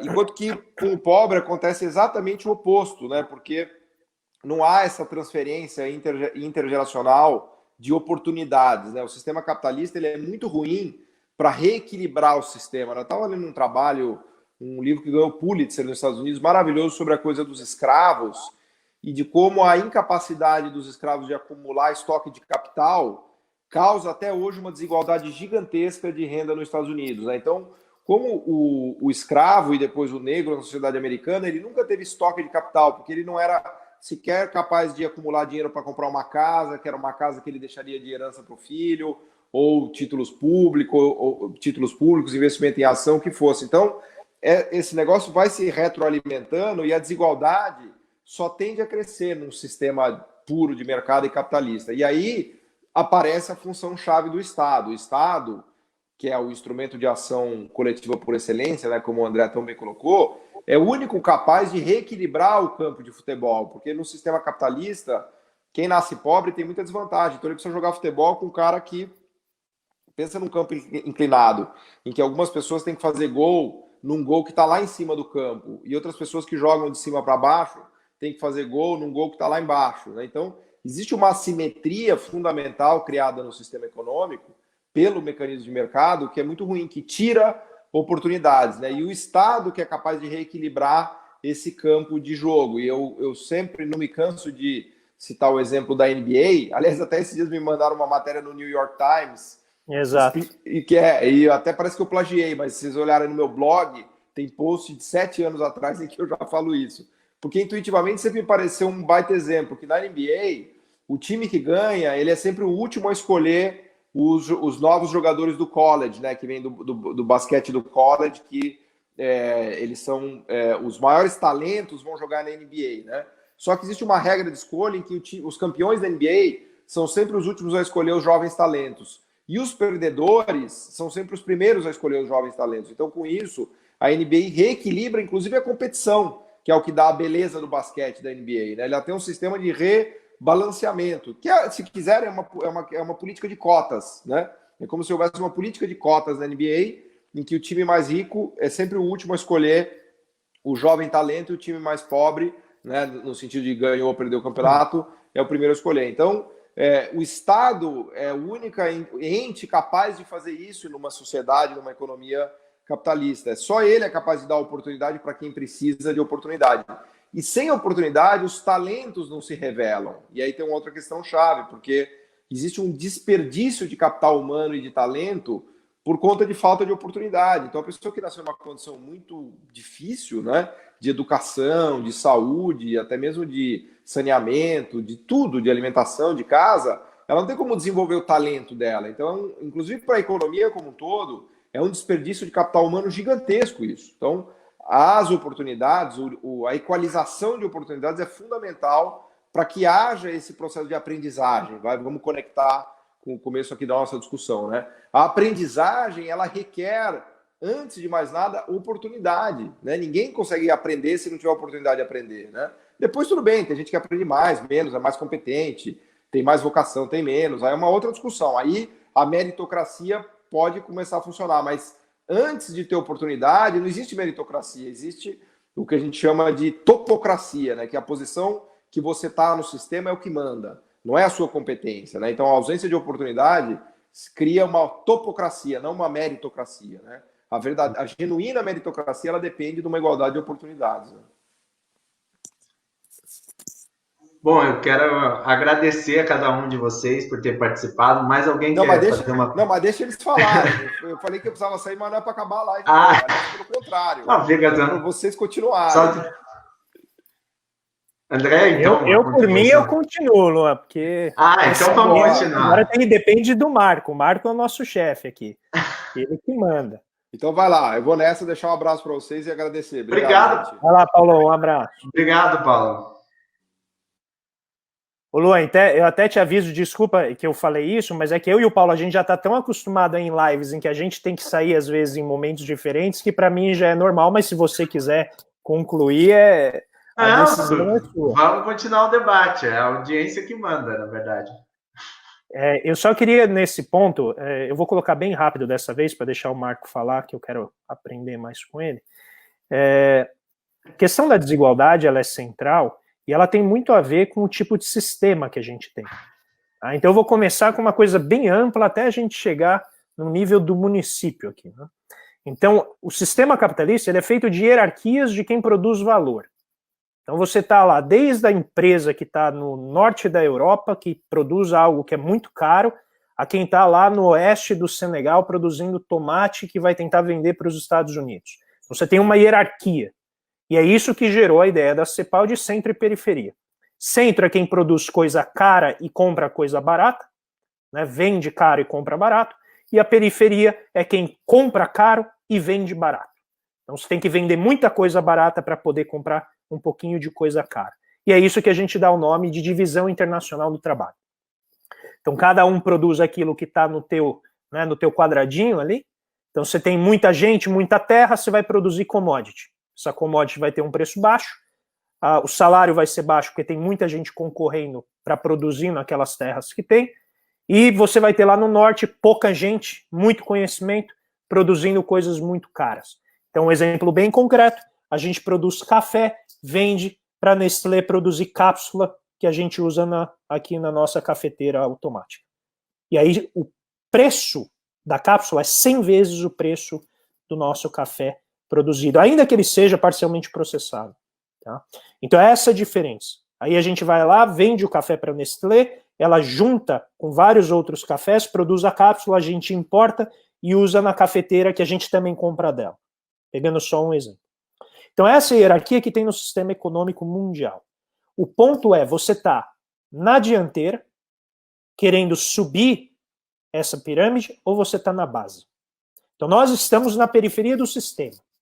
Aí, quando você chega na periferia do sistema, você tem uma outra pirâmide aqui dentro, que são as pessoas que ganham muito bem com a maneira como a coisa está organizada, Os donos de terra, os donos do dinheiro, o dono de banco, os donos das grandes empresas, né, como o Paulo Guedes colocou, empresa pequena a gente não quer salvar.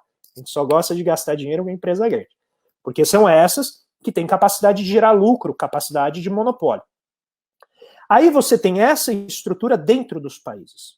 Então, no país você vai ter as pessoas que estão ganhando muito com o sistema, que é hoje quem está entrando no mercado de trabalho nas melhores universidades, e que tem famílias ricas, e que em geral já tem alguma colocação no mercado de trabalho, porque os pais têm amigos, né, já conhecem, já tem ali a entrada. E você tem todo o resto da população que está lutando para subir essa escada, que lá no livro a gente chama de escada tecnológica, isso no nível dos países, né? Então os países estão tentando subir a escada tecnológica para ficar no topo da hierarquia. Aí dentro do país, você tem o pessoal que está indo para a universidade, por quê? Porque quer pegar os melhores empregos que estão no topo da pirâmide. O problema qual que é? É que para você pegar esses melhores empregos, você vai enfrentar muita concorrência. E às vezes a concorrência não é só no QI, no sentido de capital humano, mas é também no QI de quem indica. E aí entram os elementos sociais, os elementos institucionais que nos levam a refletir. Então pega uma pessoa que foi lá, batalhou para entrar na Federal do Paraná. Entrou na Federal do Paraná e estudou. Estou pegando um exemplo de quem fez uma universidade pública, que não teve o mesmo custo de uma pessoa que entrou numa universidade privada. Tá? E aí é só pegar isso que eu estou falando e elevar a quinta potência em termos, né, do esforço e recompensa. Essa pessoa foi lá, cursou uma universidade pública, ela falou, agora eu tenho um bom diploma, eu vou conseguir chegar onde eu quero. Ela chega no mercado de trabalho, não tem emprego para ela. Ela chega na entrevista, as pessoas falam, você tem inglês? Sim. Meu pai pagou inglês para mim, minha mãe me ajudou a ter inglês. A pessoa entra no emprego, ela nunca usa o inglês. Porque é apenas mecanismo de diferenciação. Ela não está usando aquela qualificação porque a própria empresa não tem como usar. A empresa não tem nem contato estrangeiro. Sim. Aí o que acontece? Você tem uma hierarquia e essa hierarquia é muito difícil de mudar. Porque quem está no topo, como a gente já falou, não quer abrir mão. E quem está no topo, Luan, é exatamente o pessoal que controla a imprensa, é o pessoal que controla as grandes empresas, é o pessoal que controla todos os mecanismos de comunicação que não são, evidentemente, da mídia mais popularizada via internet. Mas essas pessoas, e aí são os interesses corporativos, e não é por má vontade, é isso que eu quero deixar claro. Porque senão parece que eu estou, né, sendo um ludista aqui, falando para a gente quebrar tudo, não é isso. É que esta estrutura, ela tende a se reproduzir. Uma vez que eu cheguei lá, eu não vou querer mudar a estrutura econômica para eu ganhar menos, para o outro ganhar mais. E aí a gente gera um mecanismo de desigualdade que é legal, ou seja, está dentro da lei, ele é formalmente moral, porque está respeitando as regras, né, as convenções da sociedade, mas ele é imóvel.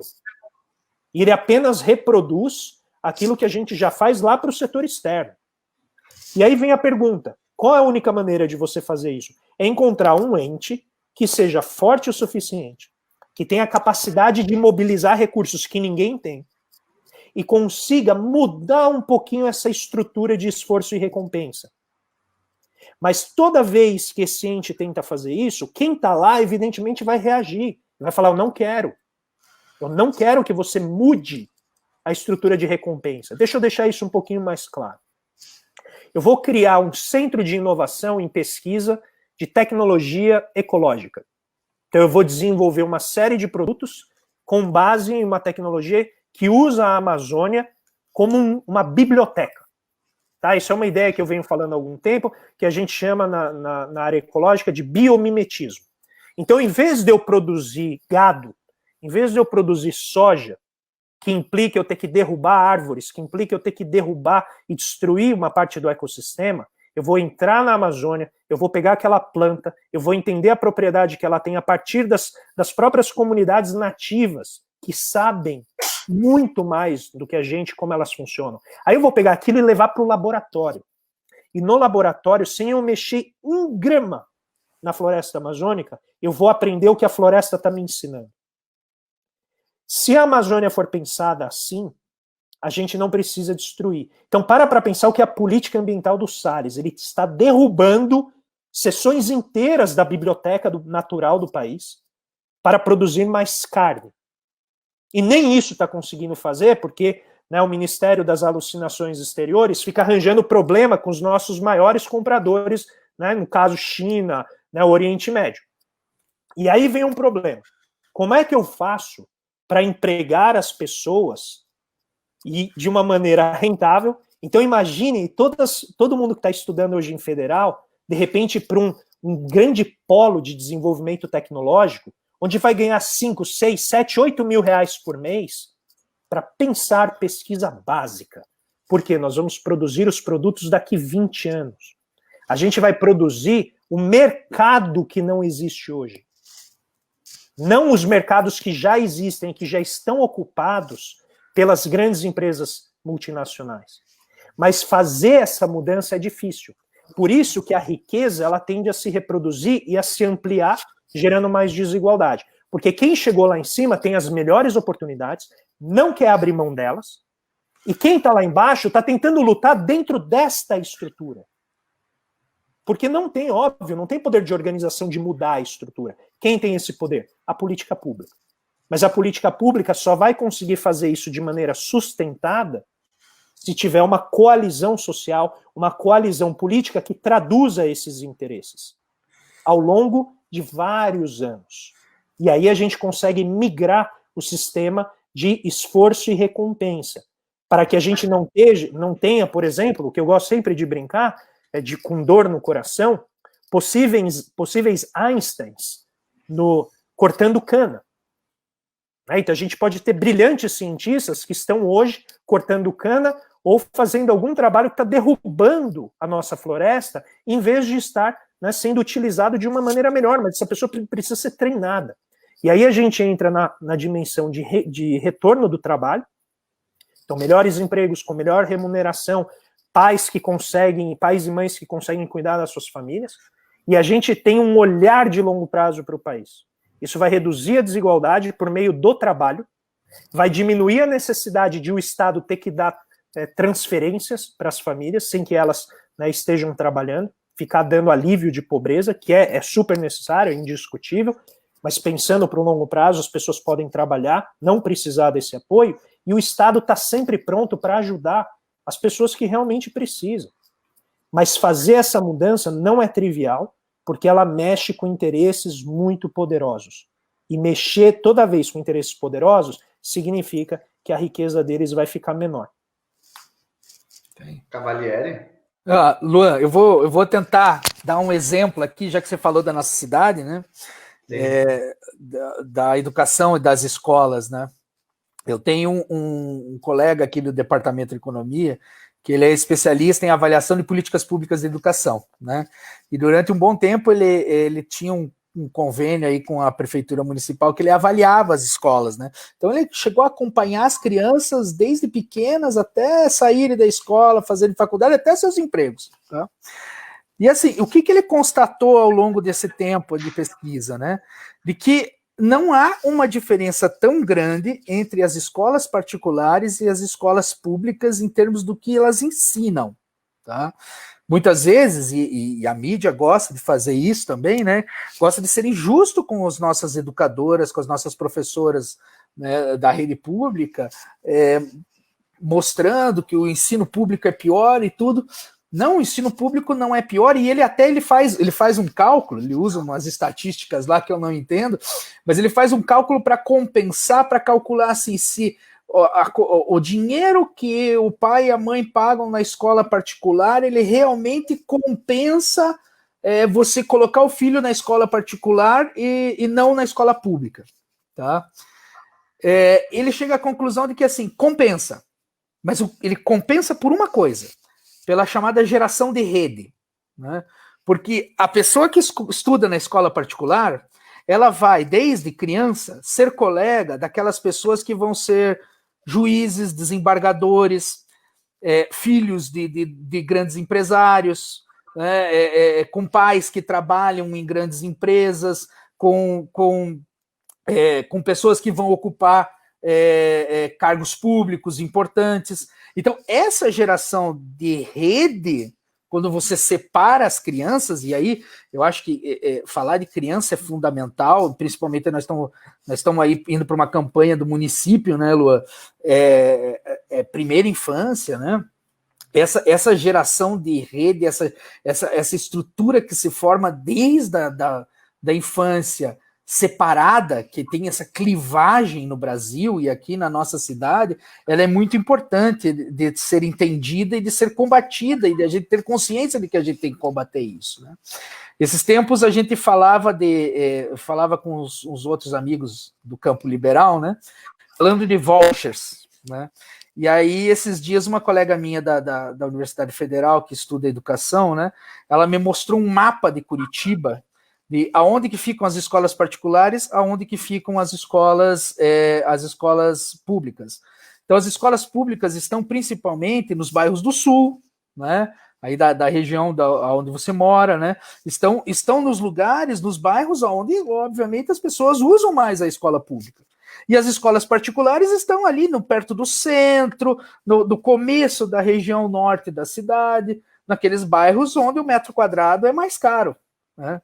Aí você vai estabelecer uma política dessa de voucher. Você já tem a desigualdade gerada pela rede diferente que você tem em escolas privadas e escolas particulares. Aí você vai colocar voucher, né, como uma solução para as escolas. Puxa, aí o filho do cara lá que mora na região sul vai estudar na escola particular. Sim, ele vai estudar na escola particular no norte da cidade, né?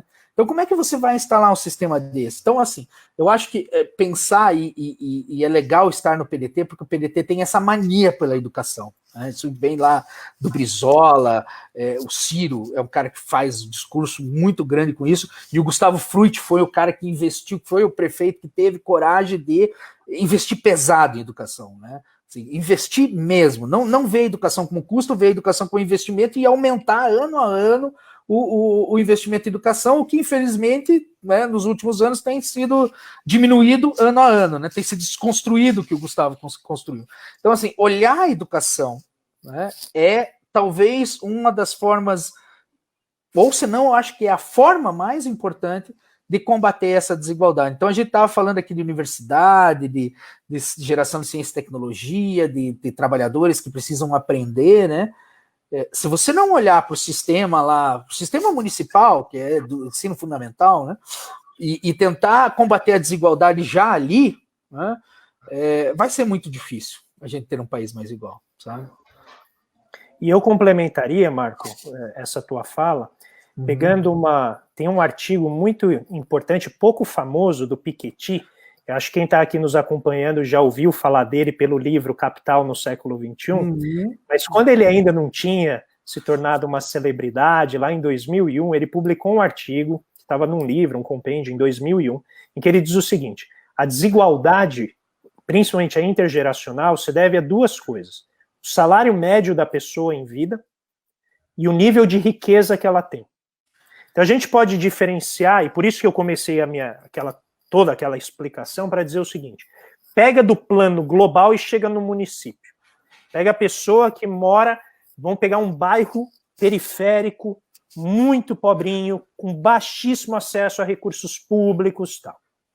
Essa pessoa, ela tem, primeiro, possivelmente vai ter baixo rendimento, porque a pobreza também é transferida intergeracionalmente, como o Paulo colocou, você transfere menos capital humano, mas também transfere menos capital cultural, que é a questão de enfrentar, né, o estudo, e tá ali, ter professor que vai te fazer enfrentar as coisas difíceis, estudar matemática, estudar gramática, entender o porquê que tá aquilo. Aquilo é difícil se os seus pais não participam da tua educação, porque você aprende a desistir rápido, né, você aprende a fazer outras coisas.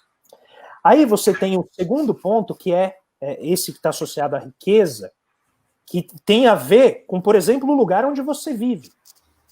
Então, o Piketty, ele coloca essas duas coisas: salário e riqueza. Ora, a pessoa de baixa renda, que está numa família de baixa renda, por definição, vai ter poucos ativos. Ela vai ter uma casa mais simples, que é mais distante, ela não vai ter plano de saúde, ela não vai ter, né, por exemplo, automóvel, ela não vai ter muitos livros em casa, ela não vai ter muitos equipamentos. Por quê? Porque ela tem baixa renda. A pessoa que não tem nenhum ativo, num momento de crise como esse, não tem de onde tirar renda. Então, uma pessoa que tem, né, muito dinheiro no banco e tem lá a taxa de juros caindo nesse dinheiro e gerando alguma rendinha, já é algum alívio. Pessoa de baixa renda não tem. E no Brasil, o último estudo que foi feito em cima da pesquisa de orçamentos familiares de 2008 e 2009, mostra que quando você pega apenas o capital financeiro, os 10% mais ricos acomodam aí mais ou menos 80% da riqueza financeira. Desculpa, quase 90%. É algo assim, domina, é praticamente integralmente o que a gente chama de riqueza financeira, está nos 10% mais ricos da sociedade. Então, o que o Piketty está falando?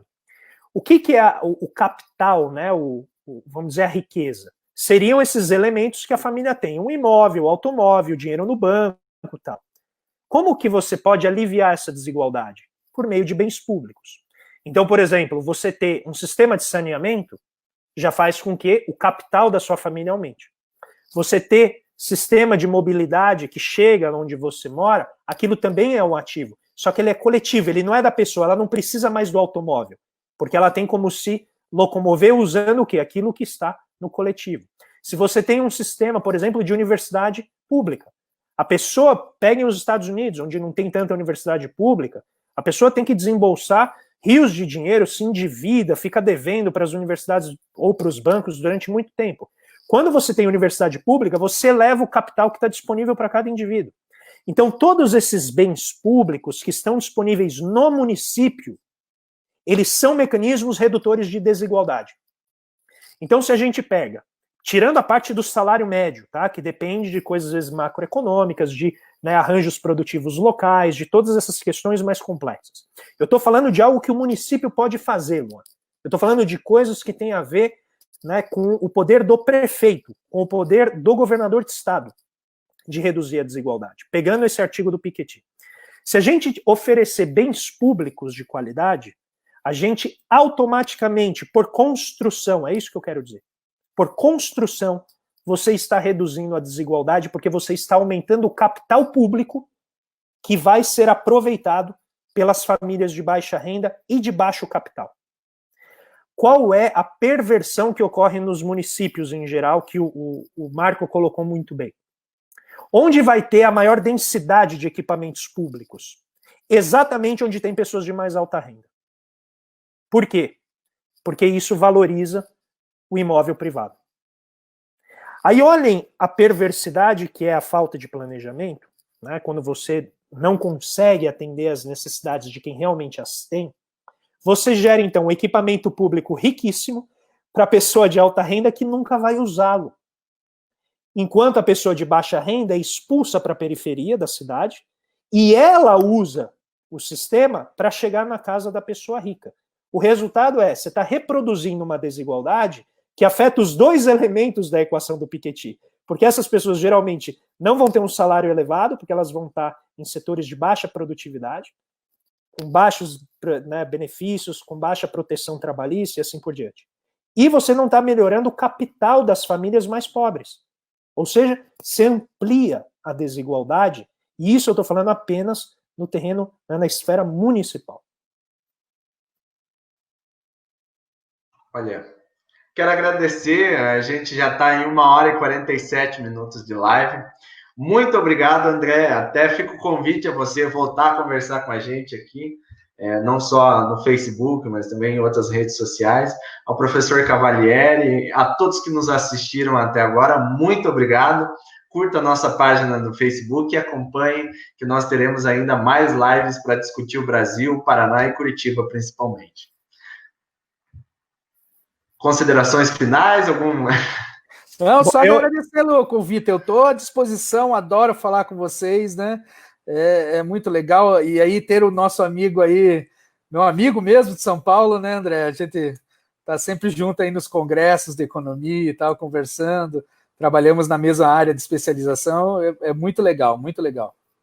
Eu agradeço muito, eu peço 1000 perdões por ter monopolizado por vezes aqui a fala e impedir que o Marco falasse mais aqui, trouxesse mais dessa grande sabedoria que ele tem, mas para mim é um prazer enorme, conte sempre comigo, Luan, vou te dar todo o apoio que eu puder aqui, com os meus bracinhos de Horácio, né, não tenho muito que eu posso fazer, mas o que eu puder fazer, conte comigo, eu desejo aí muita sorte para vocês, o PDT aí de Curitiba, muito sucesso, e que a gente consiga mobilizar, né, a juventude a pensar nos problemas de maneira mais complexa, fugir, né, das soluções fáceis, e a gente vai cada vez mais incluindo as pessoas nesse debate, que é assim que a gente vai conseguir avançar. Tá? Então fica, meu, muito obrigado.